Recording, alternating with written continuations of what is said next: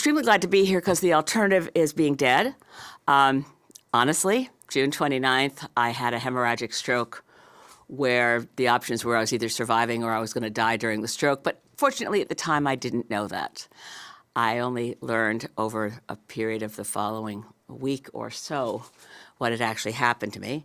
And I'm very, very grateful to be all right, to continue my work, and to be here with you. And I want to thank all the people, particularly colleagues from Parliament Hill, who sent me so many wonderful messages to encourage me to get well and to get back. I want to acknowledge that we're on the traditional territory of the Algonquin Nation, unceded, unsurrendered. To them we say miigwech. I want to try to be disciplined about how I approach what I want to share with you, which is essentially a progress report on where the Green Party is, but I also think where Canadians are, in the response to the questions on foreign interference and the follow-up to the reports that were tabled by former Special Rapporteur on Foreign Interference, the Right Honourable David Johnston. So I will do that. I also, of course, want to speak to the conflagration, the wildfires across Canada, what's happening right now in the Northwest Territories, in my home province of British Columbia, to the people of West Kelowna. I just saw there's a wildfire out of control on Quadra Island. It's not possible to keep up in real time with the places that are threatened. My husband's with me today, John Kidder. We're particularly close to Yellowknife. John was born in Yellowknife. This hits really close to home, and increasingly climate crisis events affect Canadians personally, and it will require a very different approach from all orders of government across Canada. If I have time to get to Green Party views on what we're seeing in terms of fire and flood and extreme weather events, I will. But there's a lot to cover on the foreign interference file. So I'll start there and then take questions. You'll remember, I think a lot of people remember, David Johnston's public report that he released on what he thought would be released May 23rd to meet his first deadline, a first step, and then there would be other steps. We all know what happened. There were not other steps. The special rapporteur process did not succeed. Let me just say from the outset that the Green Party's been clear from the beginning that we needed a public inquiry. Both Mike Morris, Member of Parliament for Kitchener Centre, and myself, and Jonathan and I, as spokespeople for the party, have said from the beginning that the degree of public concern was not going to be met with the special rapporteur process. And I particularly want to draw a line here to say that I recall the day that it was announced in Parliament that there would not be a public inquiry, but we would have a special rapporteur. And that person was not at that point named. I don't know how many of you can remember that moment where it was put forward there'd be a special rapporteur. And I happened to be out in the foyer and entered into a scrum. And Tonda McCharles asked me what I thought of the special rapporteur process. And I just said, and again, no mention of David Johnston at this point, because I think his reputation has been affected by this in a way that's unfortunate. I said, look, that dog won't hunt. I mean, a special rapporteur is not going to cut it with the degree of public concern that's been created by leaks from CSIS, media coverage of allegations, et cetera, et cetera. So let's just set that in the background context that where Greens have been from the beginning is we're going to need a public inquiry, we're going to need to build public trust in our institutions, and we're going to need to do that in a way that is as transparent as possible. I want to, in that context, thank David Johnston for his service to this country. It's been very, very hard as a member of Parliament to vote that there has to be a public inquiry. It wasn't a lack of confidence in the personal integrity of David Johnston, far from it. It just was a process that wasn't going to work. I've gone over his first report carefully, and as you may recall, he, in that report, said, look, I've been able to see all the top secret documents. I can't share that with all of you. But he did say, I've prepared a report and a supplementary confidential document that people can see in a confidential annex if they have top secret security clearance. And there was an invitation to leaders of opposition parties to obtain top secret security clearance. Progress report, as of now, as far as I know, the only two opposition leaders to have accepted that invitation were leader of the New Democratic Party, Jagmeet Singh, and I've seen in the media recently only that he's cleared he now has top secret security clearance, but has not yet looked at the documents. I have obtained top secret security clearance and have looked at all available documents, and I want to report to you on what that looks like. I want to also start by emphasizing the parts of David Johnston's report, which when I go over them again these months later, haven't gotten, I don't think, enough attention and do at least from my point of view, merit support. So looking particularly at his comments, which I think are very important, on the nature of the leaks. At page 17 of his report, he says, quote, leaking secret intelligence is unlawful and a breach of duty by the leaker. It cannot be justified by any frustration the leaker may have with the government's response. Clearly, it undermines confidence that our Five Eyes partners would have in Canada if members of our own security and intelligence establishment decide on their own volition that something needs to be sent to reporters. Now, these leakers have managed to be cast in a number of media stories as whistleblowers. I don't think the term whistleblower can apply. A whistleblower is someone, and I've been in that role myself, sees something illegal going on. I resigned my position as senior policy advisor to the Federal Minister of Environment in '88 because I thought what happened was illegal. A couple of years later, a federal court decision confirmed that what had happened was illegal. I took consequences. It affected my life. It wasn't clandestine. Look, what David Johnston said is these leaks, any responsible intelligence professional knows how destructive and dangerous leaks can be. They cause mistrust. Again, quoting from this report, it is a matter of urgency that all efforts be made to identify and hold the leakers responsible. Malice cannot be ruled out, close quote. I emphasize those words because foreign state interference in our electoral process is a threat to democracy. So is interference in our political process from agencies of the state. I'm old enough to remember the 2005-2006 election in which the commissioner of the RCMP, Zaccardelli, interfered in the election process. It was found by Paul Kennedy, the commissioner for RCMP Public Complaints Commission, in an investigation subsequent to that election, that Zaccardelli violated RCMP protocols in focusing attention on what turned out to be erroneous accusations against former Minister of Finance Ralph Goodale. This may seem like ancient history, but the reality of this country is that the state police interfered in the 2005-2006 election in order to cast the election in favor of the Conservatives. And we just walked by it as if it didn't matter much.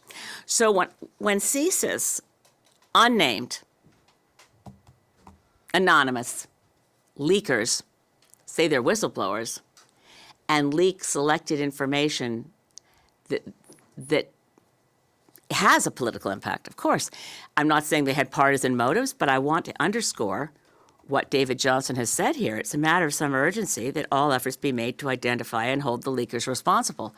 And I worry, as leader of a political party, leader of the Greens, not a partisan of any other party in the House of Commons, I worry that trying to find out who did this will be cast as a political witch hunt with partisan motives. Every Canadian should care to ensure that our security and intelligence establishment be reliable, that the people who work there take their oath seriously.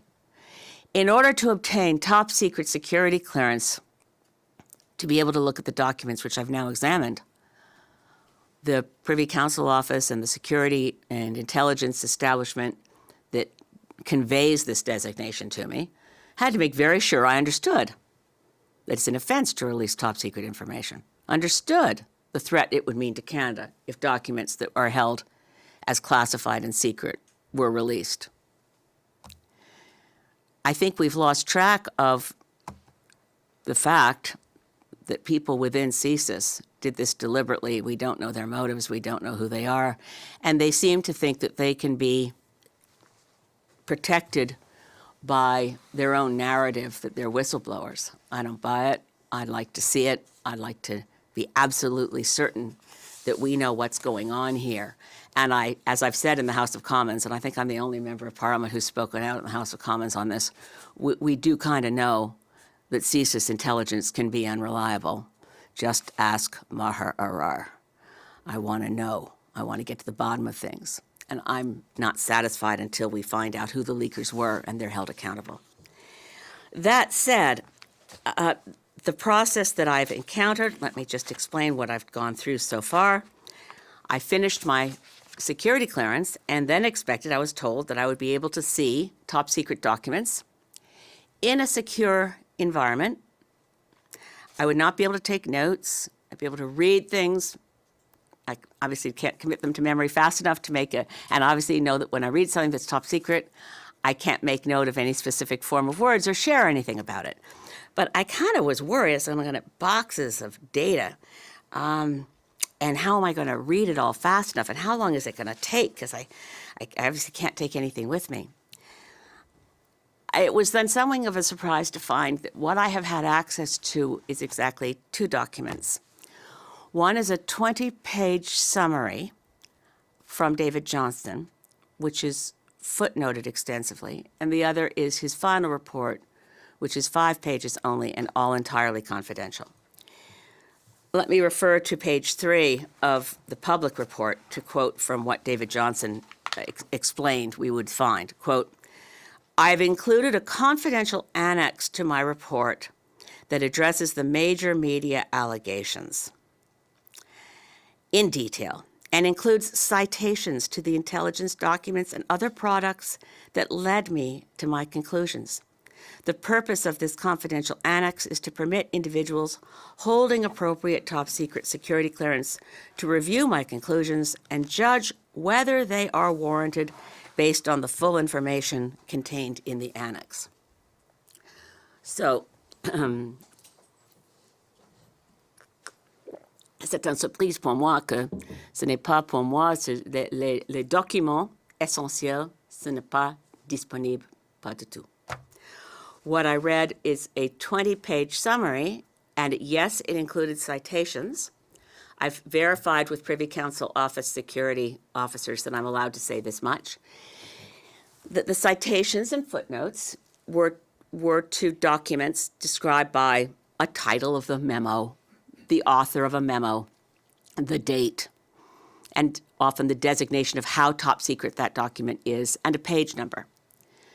I had presumed from the way David Johnston described this that I'd be able to, or any opposition party leader having obtained top secret security clearance could read the memos themselves and obviously not divulge what the memos said, but reading it think, I can see why David Johnston reached the conclusion he did. It was reasonable. But all I got was the footnotes. In other words, at this point, this week, having gone through what was available to an opposition party leader with top secret security clearance, I can't conclude that David Johnston's conclusions were reasonable, nor can I conclude they're unreasonable, because all I got was a footnote to a document I couldn't see. So I asked the Privy Council security folks, pardonnez-moi, pardon. I asked, s'il vous plaît, on doit liser les documents eux-mêmes. C'est pas possible de rendre une conclusion sans accès aux documents officiels. But at this point, the door is not closed in my face on this. They are reviewing my request to make the memos themselves available to members of Parliament who have top secret security clearance. I disagree, obviously, profoundly with other opposition party leaders who think that this would gag us to go through this process, that it limits our ability to speak on the matter. I would urge Yves-François Blanchet, Pierre Poilievre to rethink this. I think if we operate as a group together, it's better. So far, in Parliament, on the question of public inquiry, leaders of Conservatives, Bloc, NDP, and Greens, we've taken the same view at every stage. We need a public inquiry. But on this, we took different paths, and I don't want this to be partisan. I think one of the reasons why leaks of the kind that we've seen to the media are so destructive is that we're in a hyper-partisan environment, and in Parliament, partisan advantage and, that gotcha moment and that kneecapping moment and the question of the day forever in question period around whatever the latest scandal or thing or whatever is not helpful for democracy. If we could be less partisan, it would help us fight the climate crisis. Be less partisan, it would help us buttress our democracy against multiple threats. I've mentioned the threat of foreign state-directed interference, which is the focus of David Johnson's report. But I also mentioned threats from internal actors who could disrupt democracy. But we mustn't forget the role of social media, of the platforms that promote disinformation, and those are referred to as well by David Johnson in terms of, we know the experience of Brexit in the UK, the US election where Putin disinformation assisted Trump. I mean, these are not any longer far-fetched scenarios. But we do need, as a country, to find ways to heal divisions, be less partisan, and more prepared to pull together. And if we didn't see that before the whole country basically being on fire this year, we've had up till now 12 million hectares of Canada has burnt in the 2023 season, which is not yet over, compared to 1.6 million hectares last year. 1.6 million for all of last year, 12 million so far this year. This is, if we can't see that we are in a shared emergency, we have a lot more in common than in the difference. And one of the things that, again, about nonpartisanship, you might think it's impossible when you're talking about climate to be nonpartisan. But in the month of May, we had regular briefings as party leaders, and I mean including on Zoom Pierre Poilievre, and including Yves-François Blanchet, and including Jagmeet Singh and me, and members of our own parties, getting updates from the then Minister of Emergency Preparedness, Bill Blair, as to what we were seeing across the country and how we were responding. And Rick Perkins, Conservative Member of Parliament from South Shore St. Margaret's, his constituency was one of the places being ravaged by wildfire. There was allyship in a way that we don't see much in Parliament at that moment. We were basically all saying, okay, what can we do to help? That's how Canadians would like to see us respond to the climate crisis. But I'd also say, I'm sure Canadians would like to know that we're prepared to say, I don't want to take some cheap shot in a highly charged political context over foreign interference or any other issue, frankly. We need to find ways to heal the country and pull together more. So I'll stop there to say that I am expecting a response from Privy Council office. They've made very clear to me that the answer, because they haven't yet been able to give me an answer as to whether I can see the top secret documents upon which David Johnson based his conclusion and which are laboriously referenced but unavailable. A document that is laboriously referenced but unavailable does not help me do what David Johnson said we'd be able to do, which is see how he formed his conclusions and add whether we agree or disagree that his conclusions were reasonable. I can't agree or disagree without being able to see the documents. So at that, I'll close at that point, and certainly, Jonathan, do you want to? We'll take, yeah, yes, yes, questions, yes. I mean, Ms. May, this seems to violate what Johnson actually said. I mean, the quote is, the purpose of this confidential annex is to permit individuals holding appropriate top secret security clearance to review my conclusions and judge whether they are warranted based on the full information contained in the annex. You're talking about CSIS interfering. Do you feel like CSIS is actively obscuring the ability to do your job here? I don't think so. I don't have evidence for that. But I do believe that David Johnston's words in saying, here's the plan, I'm sad this can't be as transparent as I'd like. We're talking about top secret security clearance. That's what he said. He talks top secret documents. He talked about what he was able to do, who he interviewed, et cetera. But he said, here's the plan. There will be a confidential annex, and anyone with top secret security clearance, and he didn't say just anyone, he said opposition party leaders can seek to get this top secret security clearance. Right? So I was prepared, having had top secret security clearance, having been placed in a secure room and told I'd now see what there is. What I got to see was a 20-page summary and a 5-page final report. And in the 20-page, which is very clearly his confidential annex as referenced throughout his report, as you quoted, I thought references to documents would be to documents that I could read. Pensez-vous qu'il y a une possibilité que M. Johnston ait inventé des citations des documents? Je ne sais pas, mais j'ai demandé à l'équipe le bureau de conseil privé parce que je pense que c'est vraiment possible que c'est une erreur. Parce que dans les mots de M. Johnson, je pense que c'est tellement clair. L'idée c'est que les députés, les chefs de parti dans l'opposition, avec le droit de lire les choses tellement secrètes, ont le droit de lire les mémos, les rapports de CISIS et de l'autre opératif de notre établissement sécuritaire. Pensez qu'il existe une possibilité que M. Johnson a mal rapporté les mémos auxquels vous n'avez pas accès? C'est possible, mais ce n'est pas possible pour moi de dire oui ou non sans l'accès au document original. J'ai seulement le droit, actuellement, de lire les citations. Vous ne lui faites pas confiance, clairement.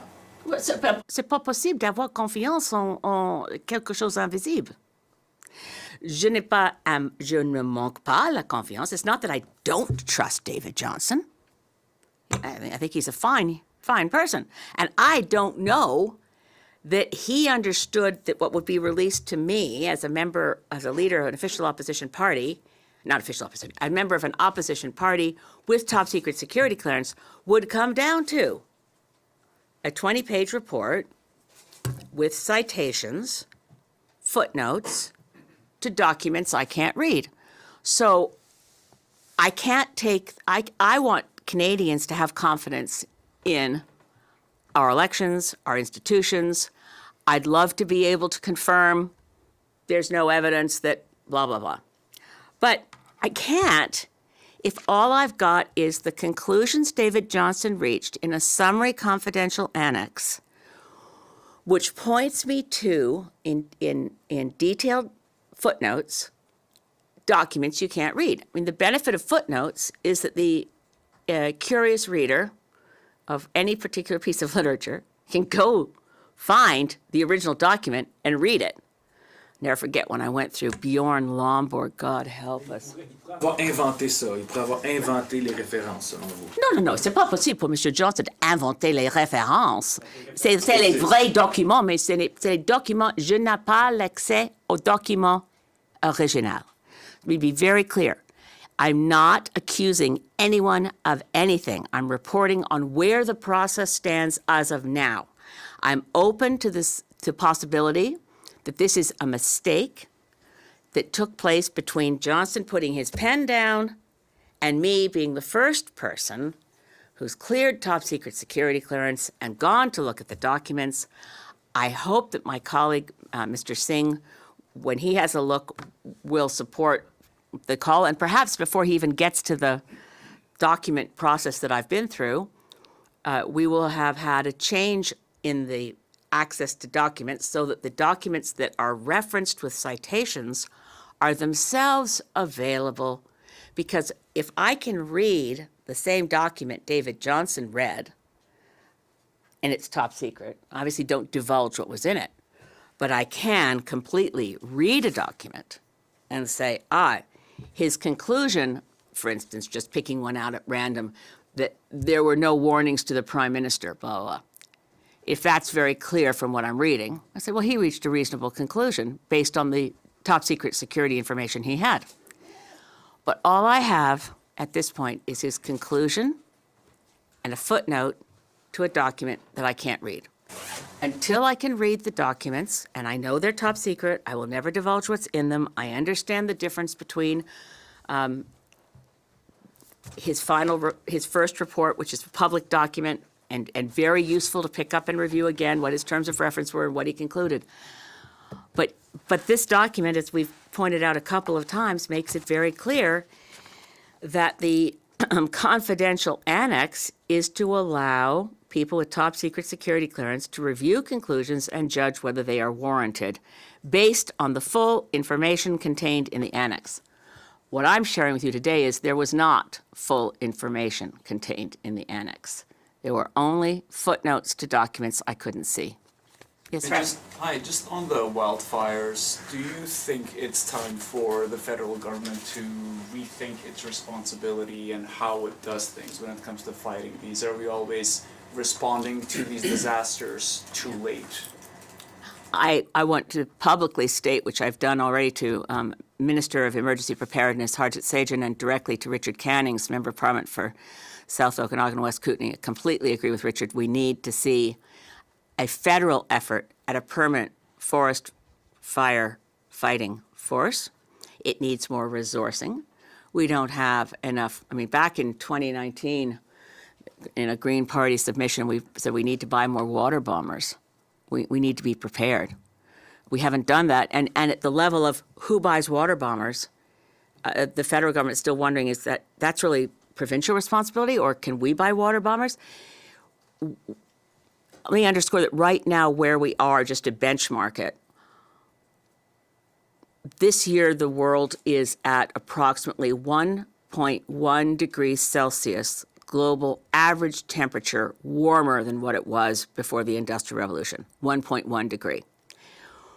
We pledged to hold to as far below 2 degrees as possible and preferably to 1.5 degrees Celsius in Paris in 2015 in the Paris Accord. That's a Canadian and world legally binding commitment that we are blowing by quickly.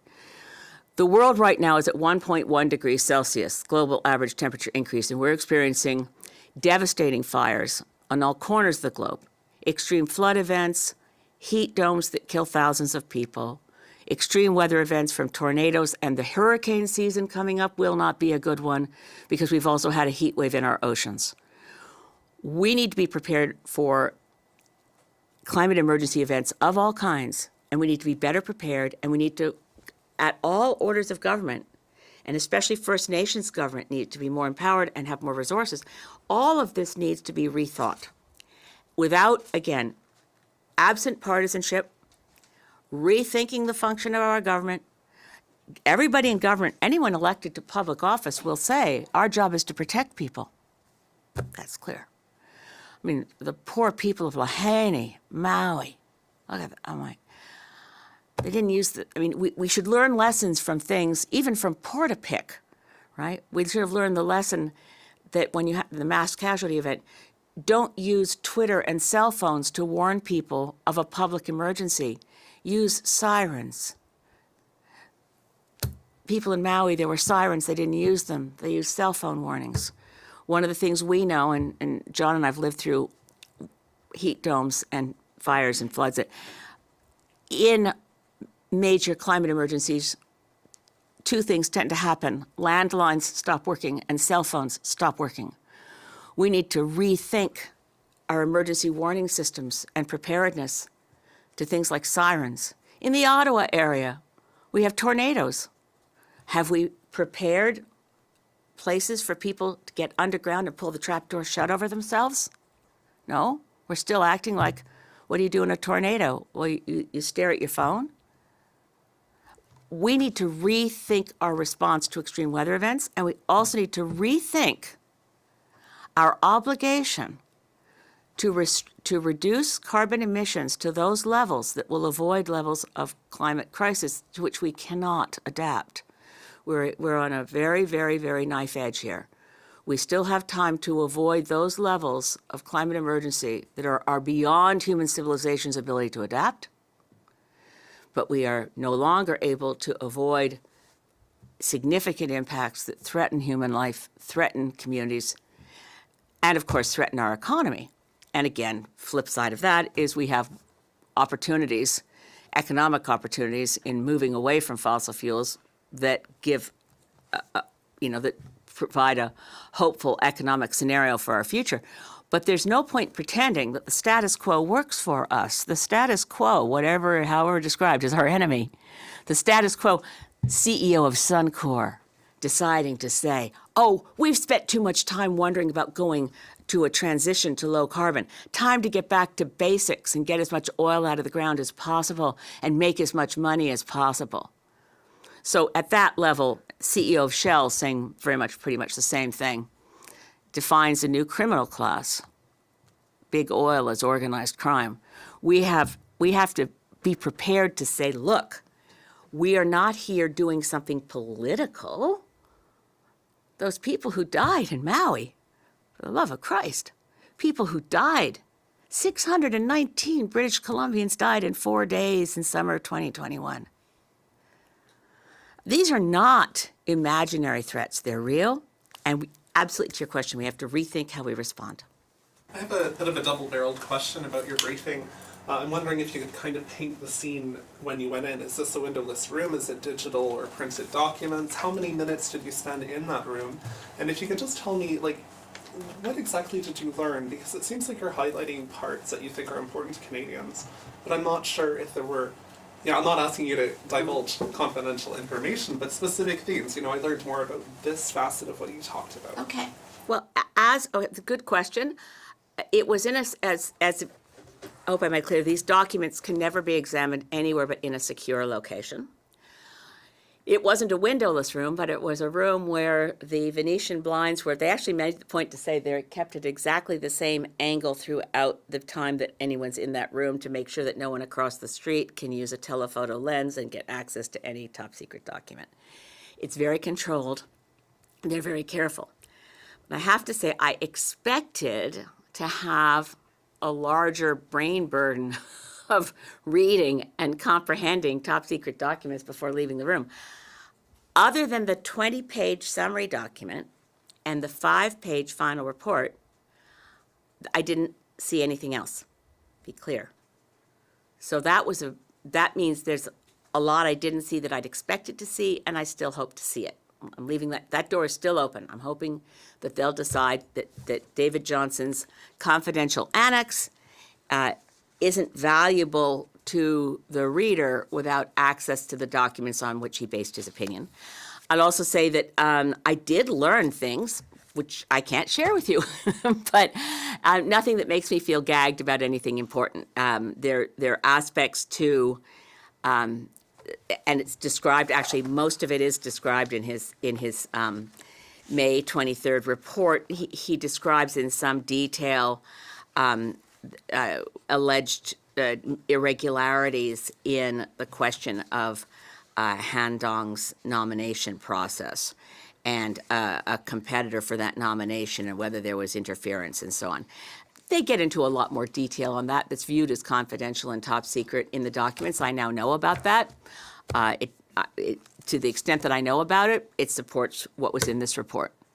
But there's so much more that I thought I was going to find out about that because, and again, it goes to where some things were leaked to the media, and David Johnston's report says, oh, but if people had seen X, X, and Y, they'd see that report was either draft or partial or whatever.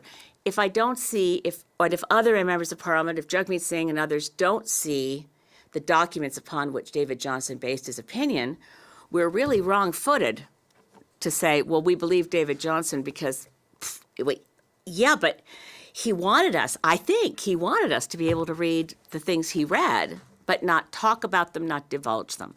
And that's why I'm trying to be very, very careful that nobody thinks I'm making any accusations of a wrongdoing here. I think it's a mistake. I think a plain reading of David Johnston's report makes it clear we were supposed to see the documents that are referenced, but not divulge them ourselves at all. Madame, si au final, il décide de ne pas vous donner accès aux documents, Qu'est-ce que ça va vouloir dire pour vous?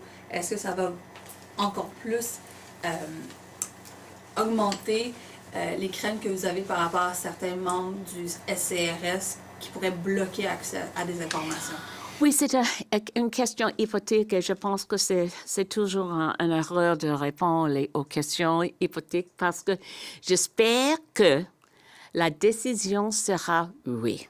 Ici, lisez les documents confidentiels, secrets. Sans l'accès aux documents, le document officiel, original, il reste impossible de rendre une conclusion positive ou négative. Et dans le contexte si partisan que maintenant, je veux augmenter pour les citoyennetés du Canada, du Québec, québécois, une raison pour confiance dans notre système. Sans accès, c'est pas possible pour moi de faire l'effort pour augmenter le niveau de confiance. Je peux, comme une députée, je peux, comme un citoyen, que notre société et notre démocratie est maintenant menacée par, il y a plusieurs des menaces, particulièrement l'interférence étrangère, mais plus l'influence de médiatiques sociaux, le Meta, Facebook et leur effort, la désinformation, et particulièrement le niveau de partisanerie mauvais, pire, chaque jour, après chaque jour, un peu, et nous avons nourri notre santé comme une communauté nationale. So I'm obsessed a bit by the notion that we are, as a country, increasingly divided, and we need to find ways to pull together. I had hoped, by putting my hand up and saying, okay, I'll go through the process, I'll see if they'll take me for top secret security clearance. I mean, it's not a done deal. You don't know when you put your hand up and say, okay, I'll do this. It took quite a while. I cleared. But I didn't get access to the things I thought I would by getting top secret security clearance. So I can't do the thing I had hoped I'd be able to do, to say to Canadians, okay, I've looked, and either I think David Johnston was wrong here or right there. I can't conclude anything without access to those documents, and I still hope I'll get them. Madame Lé, à quel moment vous aimeriez avoir accès à ces documents et est-ce que vous voulez que ça soit avant l'annonce d'une enquête publique, que vous ayez pu prendre connaissance des documents? J'espère que oui. J'espère que très tôt. C'est pas, il fait l'effort dans l'équipe du bureau de conseil privé de trouver une réponse pour moi avant ce moment. J'ai parlé plusieurs fois avec l'équipe du bureau de conseil privé.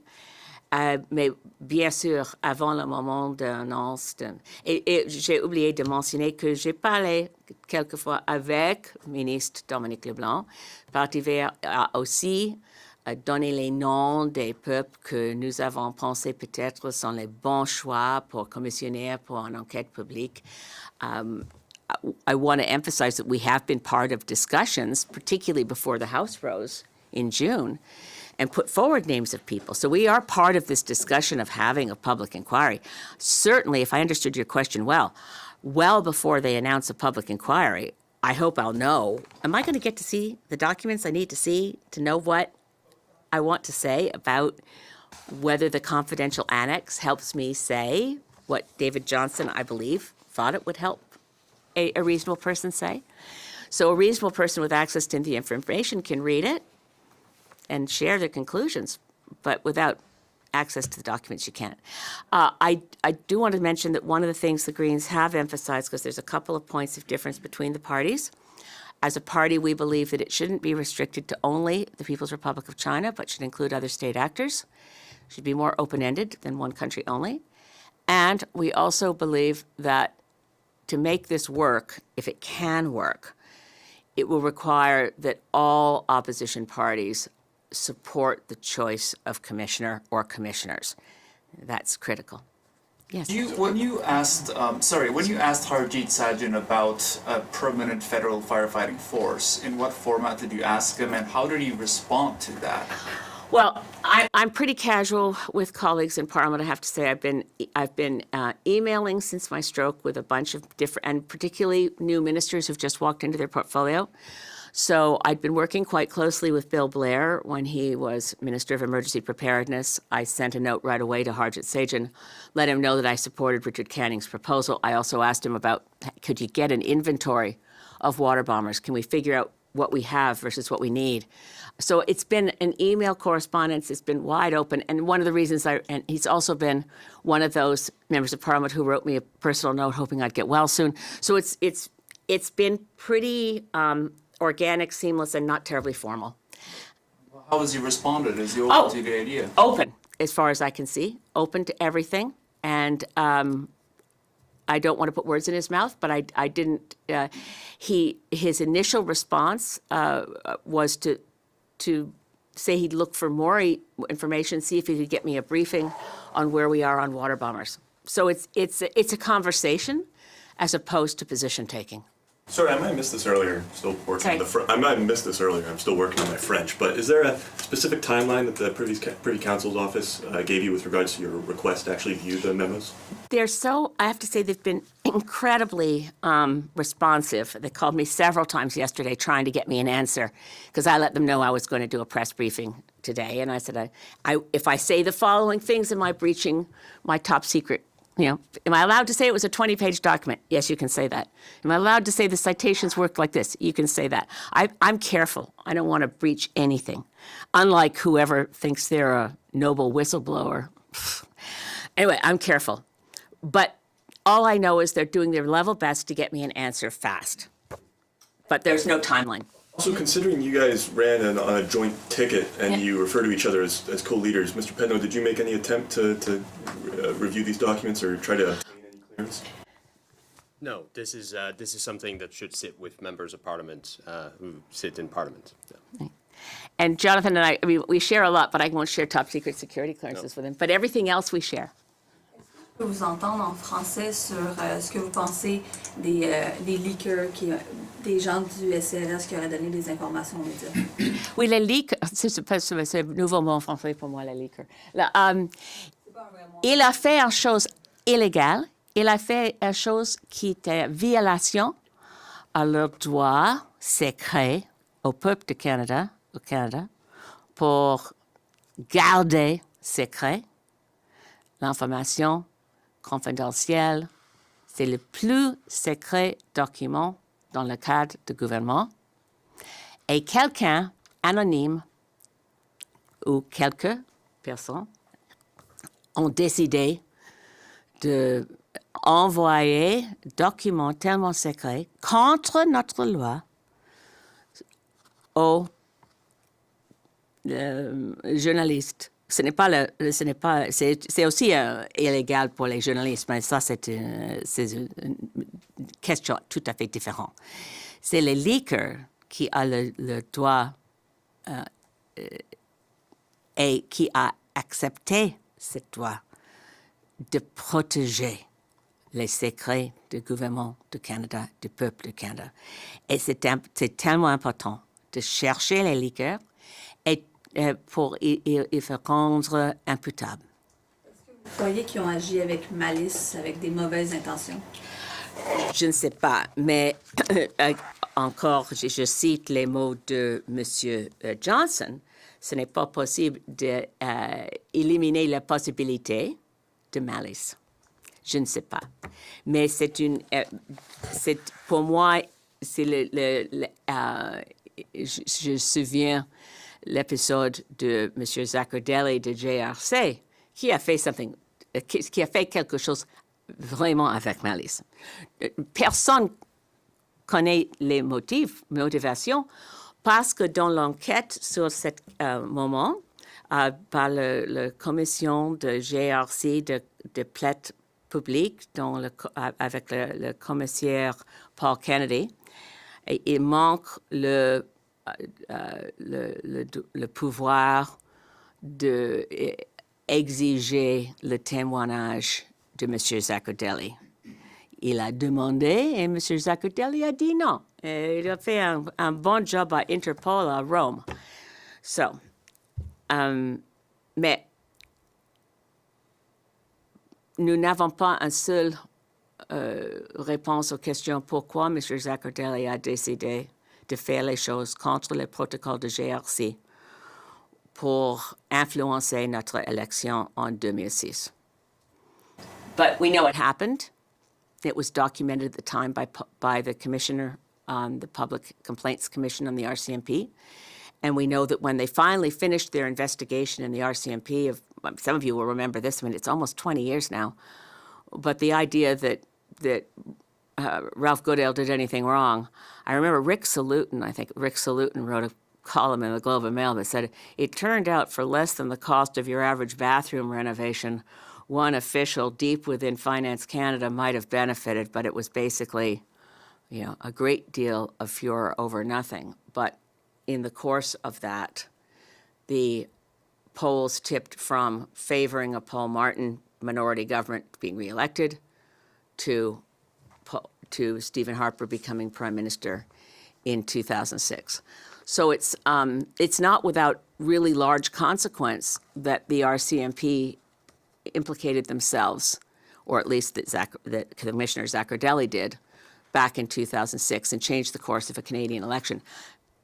So I've spoken of this before. I've written about it. If anyone wants to look up the details, or my footnotes are findable, by the way. But if you want to look up a book called Losing Confidence,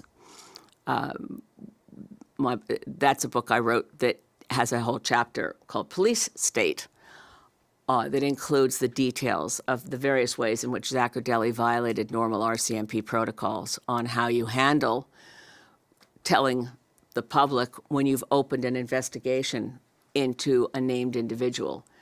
How much of a priority is the foreign agent registry for your party? I'll let Jonathan answer that too. Because that's one there's a party answer that we can answer. I think it's a significant priority. But do you want to speak to the foreign agent registry?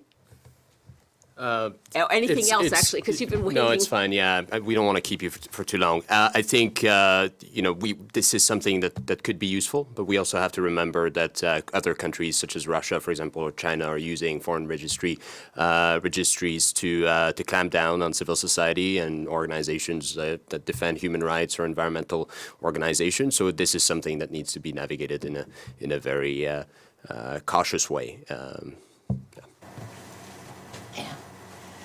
Yeah, we're Jonathan, having had most of his life experience in working overseas, and particularly in the area of human rights, is well aware of the ways in which we have to be careful as Canadians. And one of the things that comes out in David Johnson's report, which I want to emphasize again, is when we talk about foreign agent registries and we get focused on one country, and this is something certainly that colleagues in Parliament like Jenny Kwan have mentioned, I mean, we don't want to be contributing to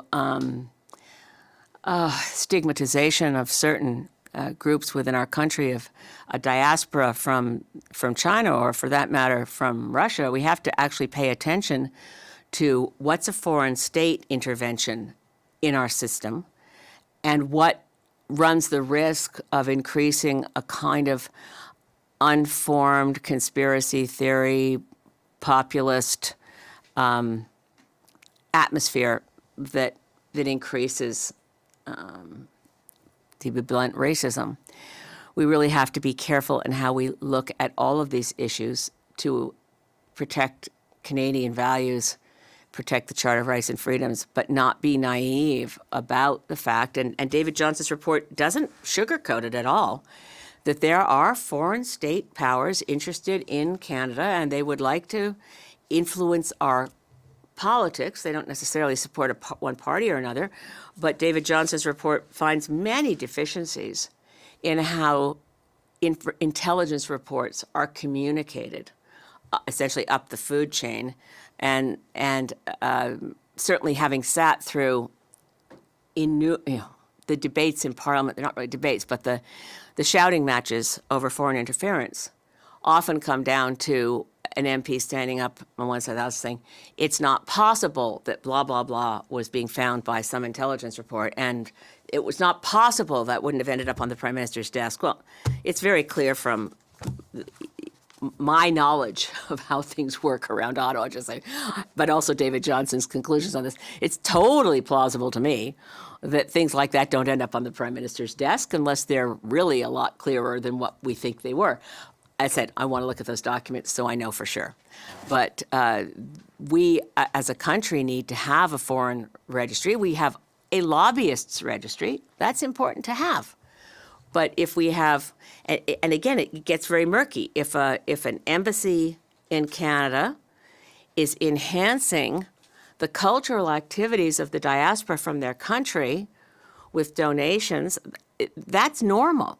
At what point, we need a lot more clarity about it. At what point does that become interference in our politics? And that's one of the things that if we can design it well and have a public discussion and come to some agreement of what we do going forward, that would be very helpful, because we're not going to see less of it. We're only going to see more.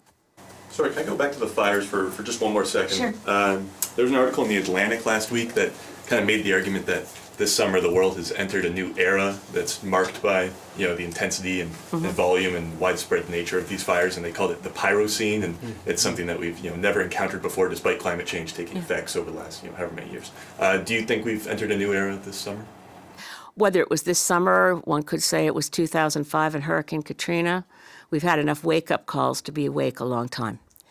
But yes, we no longer have the world we once had. I very much resonate to what Premier Carolyn Cochrane, the Northwest Territories, said, that she's sick of hearing the word unprecedented. Of course it's unprecedented. We are in a new era. Our old climate is gone. We do not get it back. This will be the best summer we can remember for the rest of our lives. It's 1.1 degrees Celsius global average temperature increase. It's only going to get worse. So the goal here is not to have people say, well, the doom and gloom, it's all over. No, we have enough time, just barely enough time, to make sure it doesn't get beyond levels to which we can adapt, that we can survive.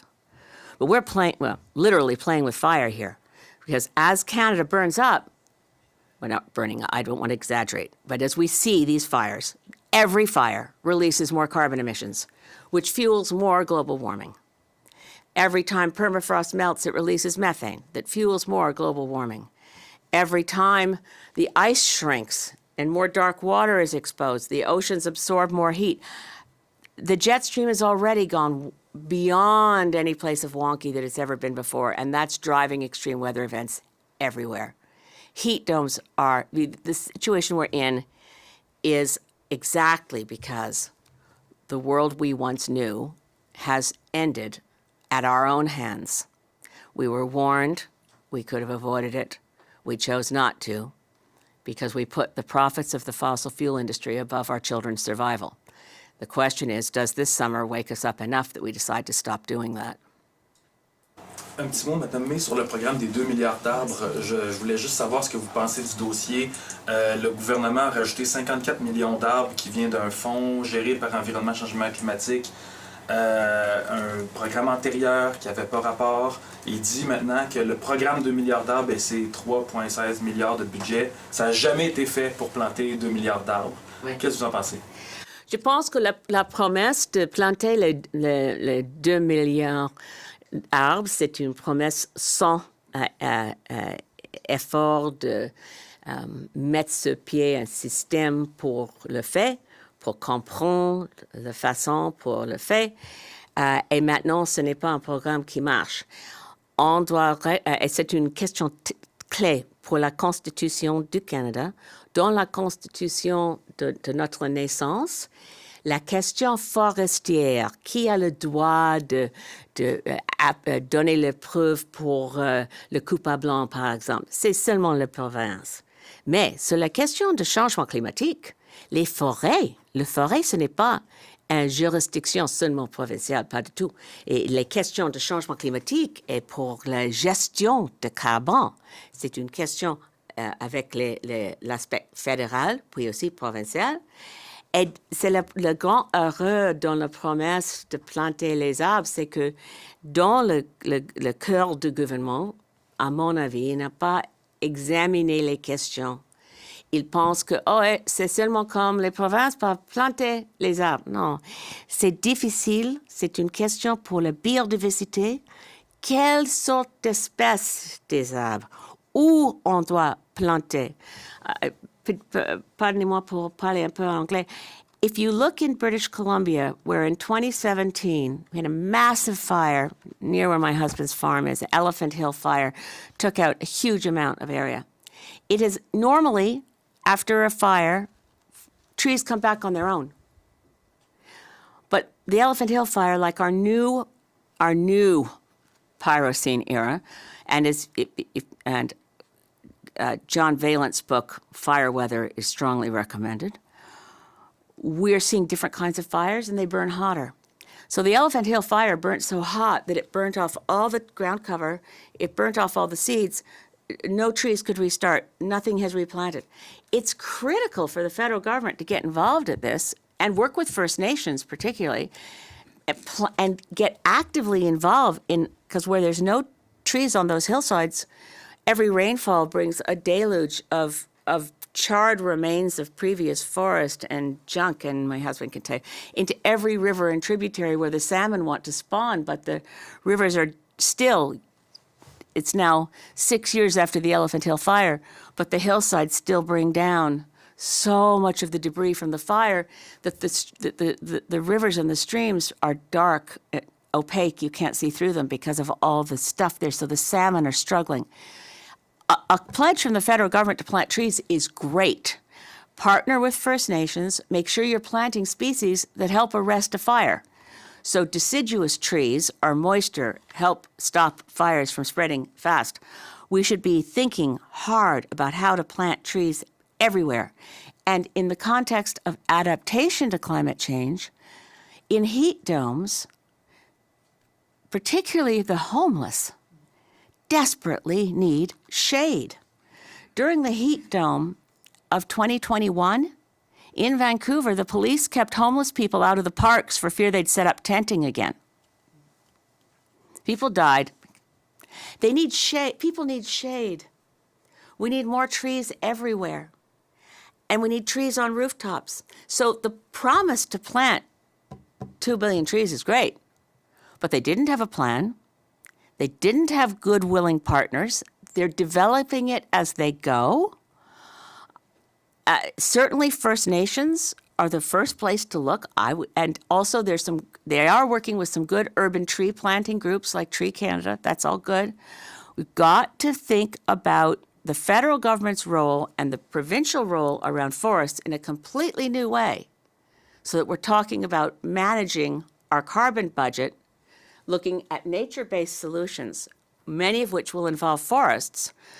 But if within the federal government, somebody makes a promise without thinking it through in the middle of a campaign, which is what I think what happened, and then you finish it up, and then the Treasury Board says, wait a minute, you can't do that without the provinces all signing on, and then wait a minute, everything stalls.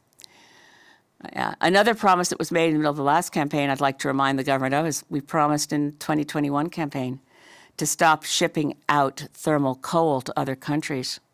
We haven't taken a single step towards that. I will be back in Parliament again to be the perpetual crank that reminds people of their campaign promises. But we're now at a place where procrastination cannot be excused. Failure to perform expertly cannot be excused. We have to actually pull together and act extremely professionally as a country, every order of government and every party working together. Just briefly, what date? Last question. What date did you see the documents, and how many minutes were you there?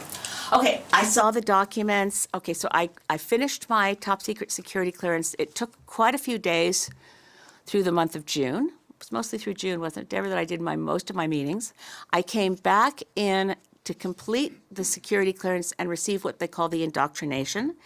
And that was on this Wednesday, August 16th, was it? Yes. And as soon as I'd finished that clearance, they said, and now you can see the documents. And so it didn't take long. It all took place here in Ottawa in a secure building. But you were in the room for what, like 20 minutes, an hour? Oh, I was in the room. I took a bit of a break because of my stroke. I should take a break now, actually. I went in at 9:30. I was pretty well done by mid-afternoon. I think that's right. Thank you. Thank you. Thank you for your questions, and I'll stay around, and so will Jonathan. Merci mille fois. Merci. À bientôt, j'espère. Merci.